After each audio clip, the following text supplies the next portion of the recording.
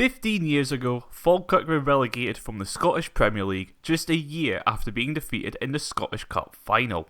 From this point, the Bairns would start to enter their banter years, seeing the club relegated to the third tier, be stuck there for 6 years, including multiple end-of-season collapses, but recent years have seen back-to-back promotions to see them return to the top flight, including an unbeaten season.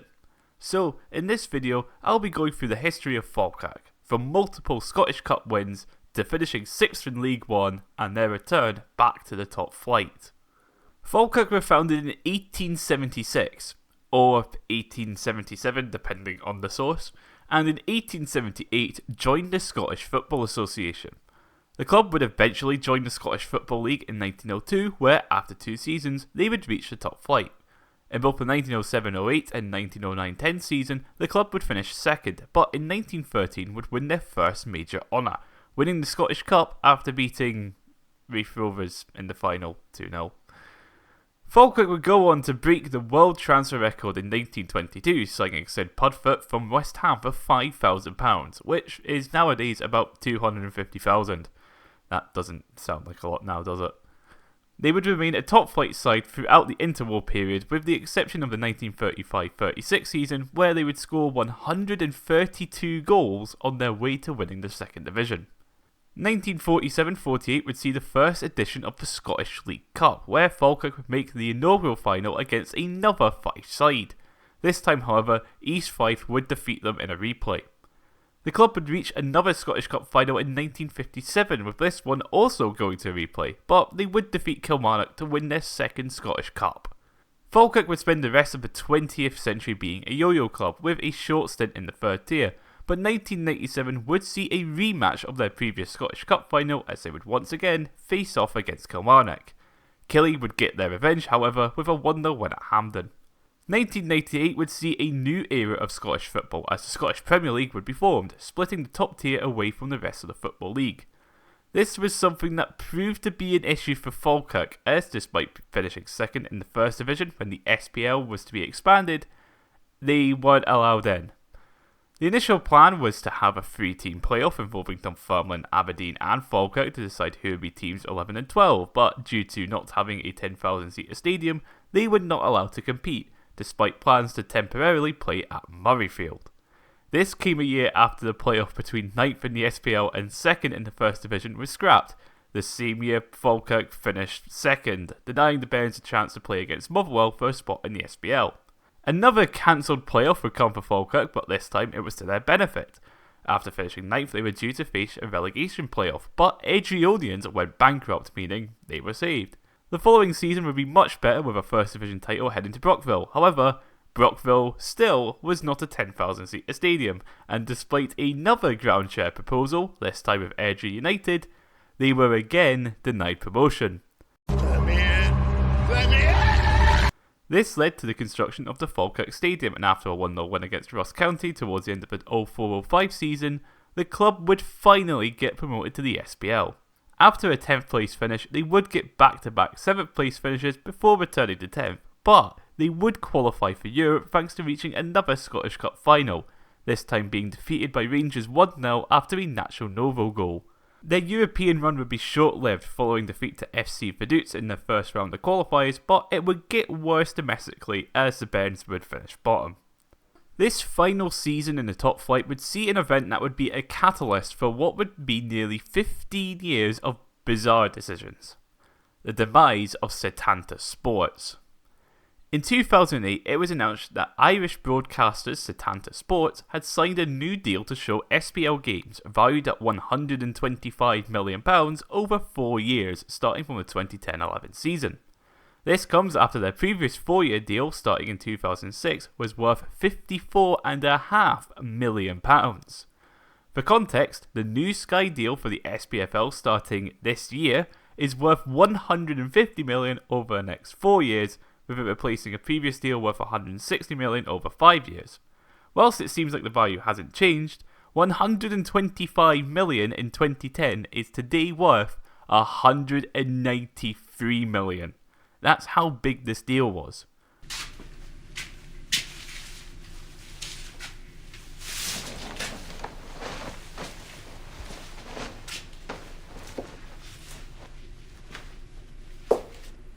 it?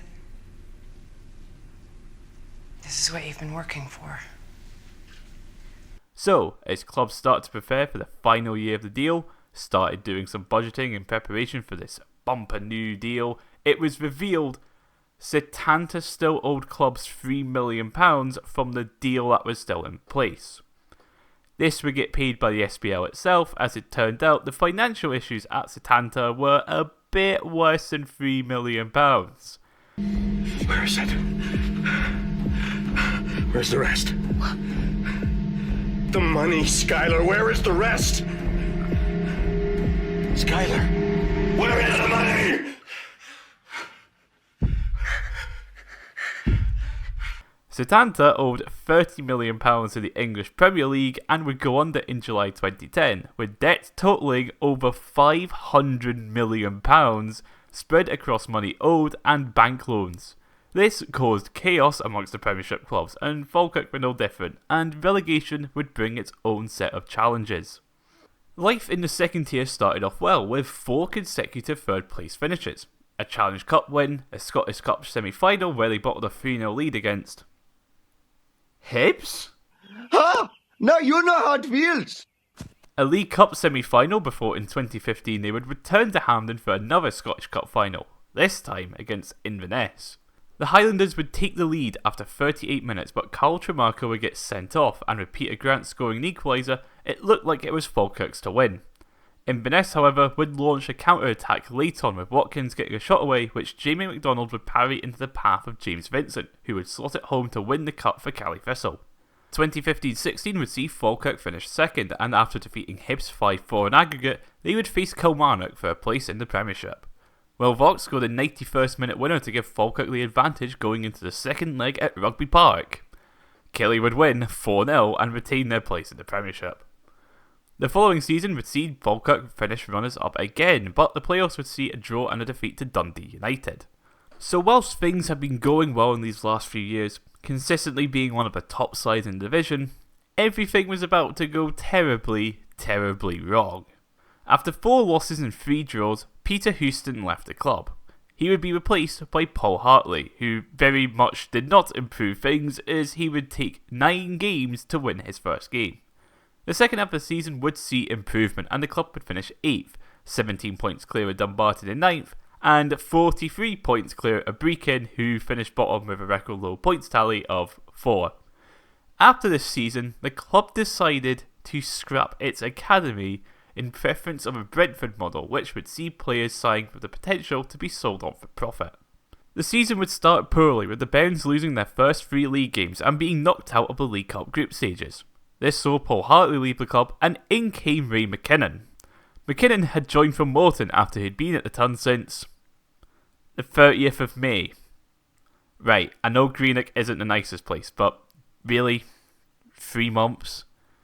The SPFL would later fine Falkirk £60,000 over this, but don't worry, Falkirk had a plan to raise the money needed to pay these fines. Hot tubs and dangling sofas. So, was this all worth it? Well, on McKinnon's return to Greenock, Morton fans held up a red card with his face on it, with Judas written across it. Morton would win 1-0. Towards the end of the season, they ended up in a relegation fight against Queen of the South, and with 6 games left, they would face a Dumfries side. Despite scoring a 92nd minute penalty to take the lead, their goal scorer, Kayla Dunn, would get sent off 2 minutes later, and then in the 96th minute, Queens would score a penalty of their own to secure a draw. Despite a last day victory against champions Ross County, Falkirk were relegated, dropping to the 3rd tier for the first time since the 1979-80 season. So Falkirk are now in League 1, and getting out would not be easy. Dunfermline had not long got out of the division after 3 seasons. Raith were currently in their 3rd season. It didn't go well for Falkirk to start off with. After a draw away to Dumbarton, the club were in 4th place, and this proved to be the end of the McKinnon era, something that brought delight to Morton fans. After beating the Lithgow Rose in the Scottish Cup the following week, Falkirk would give the job to their caretakers David McCracken and Lee Miller for the rest of the season. Falkirk would recover to end up in a title battle with Raith, The two sides were set to face each other on the final day, and their penultimate fixture between the two sides would see a 1-1 draw at Starks Park. The following week, both Reef and Falkirk would get a win, but then COVID came around, putting a stop to football on the 13th of March. After a month of waiting though, an announcement from the SPFL would reveal that the rest of the season would be cancelled, seeing Reef Rovers win the league in a fair and legitimate matter. Well, Homer, I guess you're the winner by default. Default! Woohoo! The two sweetest words in the English language! Cue a summer of complete meltdown. With Falkirk tears in full flow, claims they would have won the league without the suspension coming about, claiming the greater goal difference being used as evidence. It was a right laugh, but another season was upon us. This would be a shortened season, with 27 games planned and the league starting in October. Things were going well, with the club sitting top with 6 wins and 2 draws from their first 8. They would lose twice and draw once in the next 3 games, but once again, the SPFL decided to halt the lower leagues due to the worsening situation around the pandemic. Falkirk would come out against the SPFL, claiming there were double standards at play as the Championship and the Premiership were still continuing, but matches would resume in March with another new format. The season would now consist of 22 games, where once everyone had played everybody else twice, the league would split into a top 5 and bottom 5 and teams would play once more. Falkirk, upon the restart, would win their first 2 games, draw against Dumbarton, lose to Airdrie and defeat Clyde to sit top of the table by 3 points with 6 games left. This was it then. Falkirk, who had been hard done by the previous season, were going to see their return to the Championship. Surely nothing could go wrong.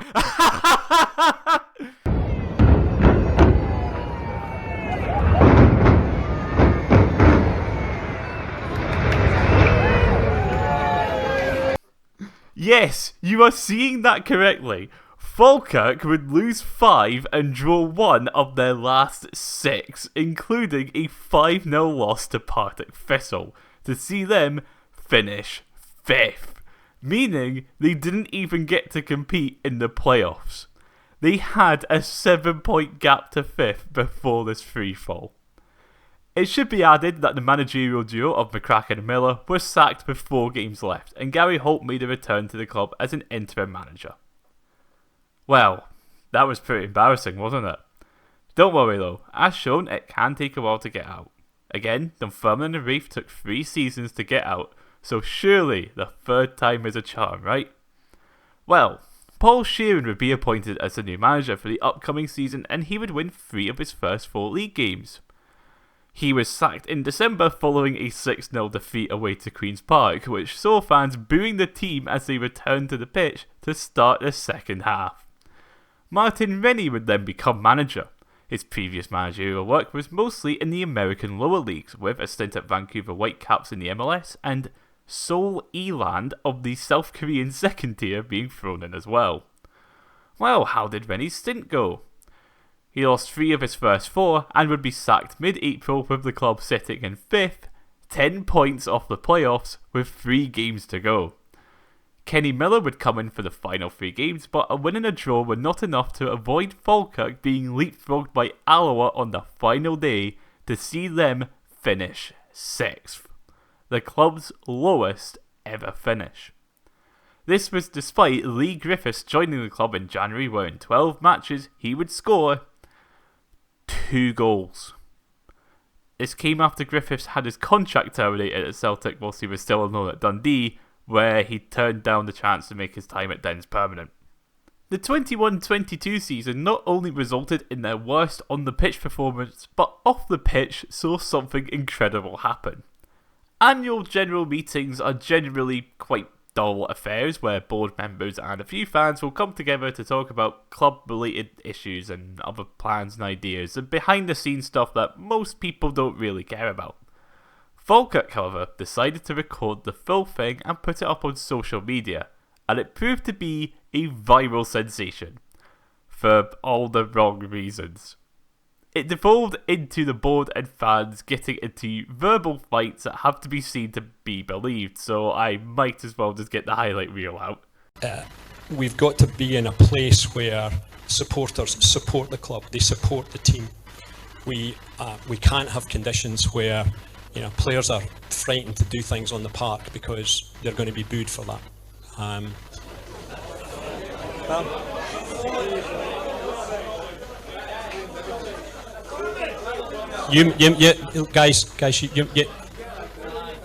You might not want to hear that, but okay. Well, if you don't want to hear that, that's fine. I'm only telling you what. Yeah, we're there as supporters to encourage the players to play to the best of their ability. And we're perfectly, you know, Paul and Gary will answer those questions about what's happening on the park. We're supporters, we're supposed to support that team. We'll come back to the details, but we're losing some people. We've lost some people, some players. Right, okay, so ever since I've joined the board, we've needed, ever since I've, do you want to talk or do you not want to talk? Right, could we please, as I said at the beginning, be respectful, try and give us the space to be able to answer the questions properly and not talk over each other, okay? We're not being disrespectful for the fans. Well, no, we've not, well, let's make one thing clear, because there's this recurring theme that we're blaming fans. We're not blaming fans. We are not, no. Could you let me finish, please? We're not blaming fans. What we're saying is there are certain behaviours that are unacceptable and not helpful to the collective. They're probably not here. Good. That's good. Right, excellent. Ladies and gentlemen, can I just come in there very quickly? We'll take questions so we can sort of discuss these things. I was appointed as chairman in December 2019. Since then, Falkirk FC have played 58 games. In that spell, we've had 4 different managers. Your win rate stands at 43.1%. To win League One, you've got to have 50% or more. Partick Thistle 50%, Wraith Rovers 53, Arbroath 55. Let's take the past 36 games where you've got one, which is equivalent to 1 full season. We're on a win percentage of 33. Dumbarton finished second bottom last year with a win percentage of 32. So it's getting worse. You've mentioned it yourself, continually poor recruitment. We've signed 29 players since your spell. Majority not good enough. Examples: Rafa De Vita, Josh Todd, Anton Dowds, Akil Francis. So you've implemented a new model of recruitment, which has made us sign 1 player from Alloa, who finished bottom of the Championship and isn't good enough. 2 players from Morton, second bottom of the Championship. 1 good enough, 1 undecided. A player for Cove Rangers who wasn't even a regular starter. 1 player for Partick Thistle who's continually injured. Jamie Wilson, who's now out on loan. There's 4 strikers at the club who have a combined 18 goals between them over the past 3 seasons. Not good enough. Taking quotes from yourself, you said, "Me stepping aside would not make a positive difference for the club in terms of taking it forward. In fact, I think it would have the reverse effect." I would argue you're wrong. And at what point do we get to, at what stage do we get to where there is serious change happening and somebody does say, "I've had enough, I've been wrong, I should step out of this"? Gary Deans.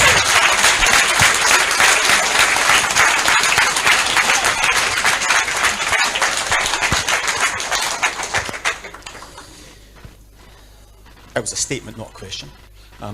First of all, or that's what I heard. I'm being a bit flippant and I've not done the analysis. Why do teams raise their game against us every time we play? Why? Because, well, no, I know. It's because we've got ex-Falkirk players playing for almost every single team that we come up against, and they're all trying to prove a point against us. Now that's a good thing. That's a good thing for the other team, and I'm not disrespecting Falkirk, and I'm not disrespecting the other team. But we've got teams. We've got so many players playing for our competition. It's unbelievable. Why? Because we bring so many people in through our revolving door and shove them out the other side. and we don't have any consistency.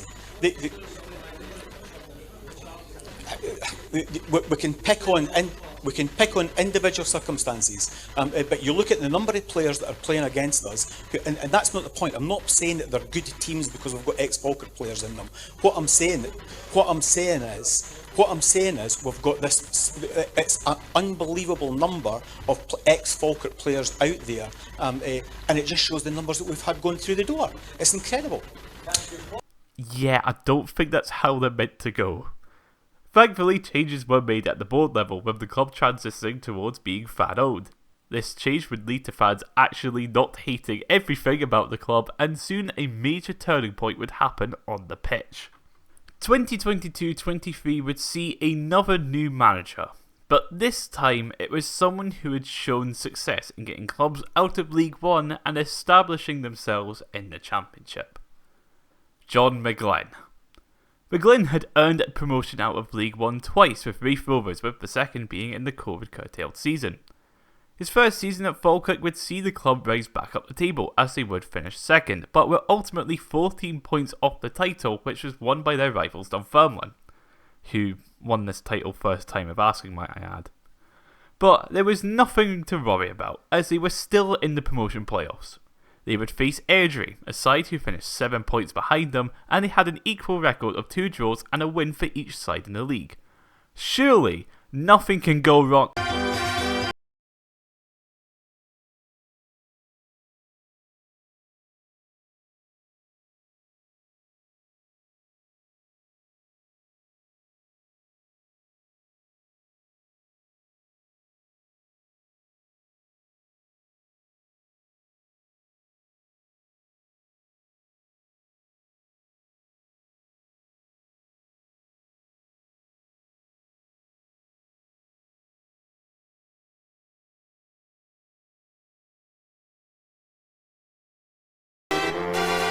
They lost 6-2 in the first leg.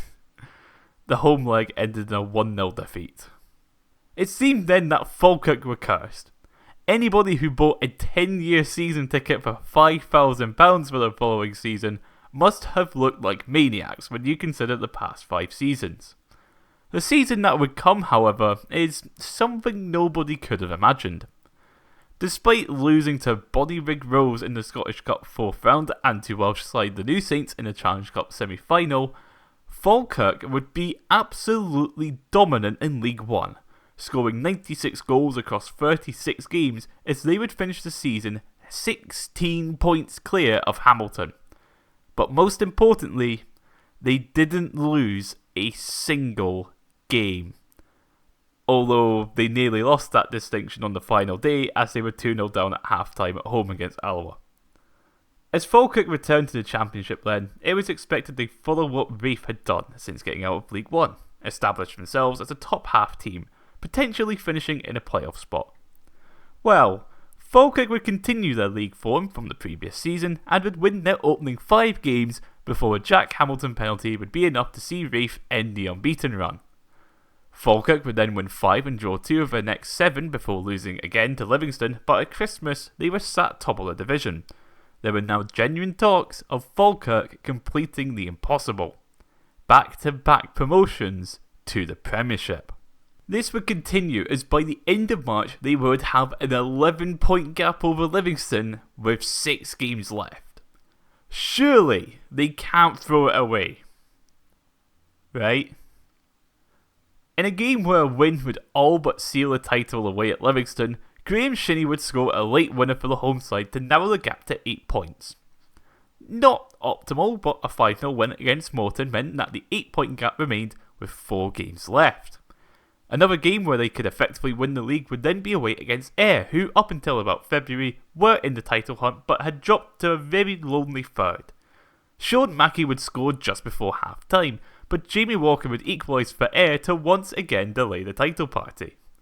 With 3 games left then, Falkirk were 6 points clear of Livingston, but had a goal difference that was better than their rivals by 19, meaning a win against Reef Rovers at home would see them crowned champions, implying there wasn't the most ridiculous match fixing known to man.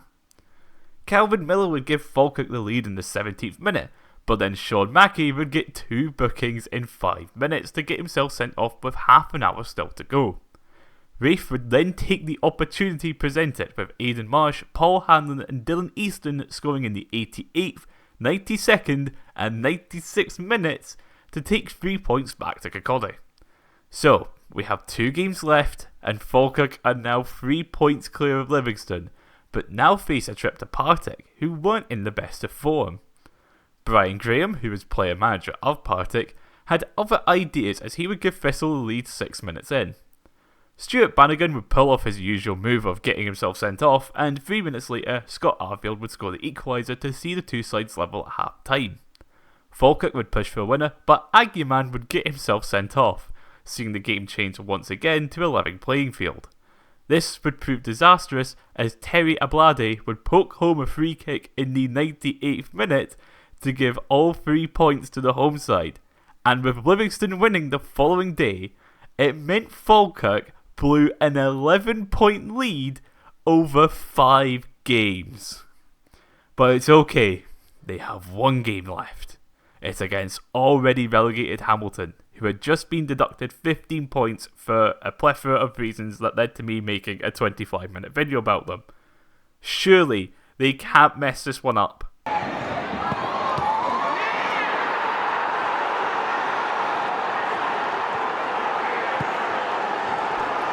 They're 1-0 down after 5 minutes. It's happening again, isn't it? Oh, never mind. Ethan Ross has appeared to turn it around and Calvin Miller has scored to make it 3-1.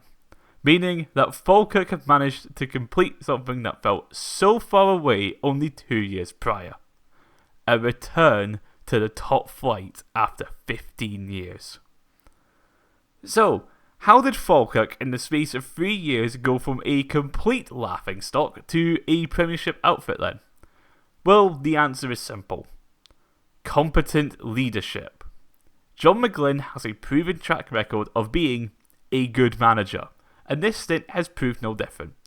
Recruitment was massively improved under him, and the fans with their newfound stake in the club started to come in their numbers, starting to fill out the ground nearly every week, even with the fact it's only got 3 stands. If anything is to be shown from this incredible recovery, it's that engaging with fans with the running of the club, giving them some hope, can be the difference maker. Rafe have been doing this with their new owners and they've seen a big rise in fans coming through the gates. Partick Thistle have seen a rise since the Jags Foundation got involved. It's a polar opposite situation to what we have seen at Hamilton, Inverness and Dumbarton for example. How will Falkirk get on this season? Well, I think they'll be towards the bottom end. The squad at time of writing still has a lot of players who are at the club in League 1, so it may be a step too far for these players, but it will be interesting to see how they do. Although, as a Rafe fan, I hope they get pumped every week. That's all for this video, and of course, I hope you enjoyed. How do you think Falkirk will do this coming season? Will they get relegated, stay up in the bottom 6, make a push for Europe? Who knows, maybe they can go for another title. Let us know in the comments below. Channel memberships are available, and those who have signed up have their names on the screen now. Liking, sharing, and subscribing is of course appreciated, and I will see you in the next video. Bye.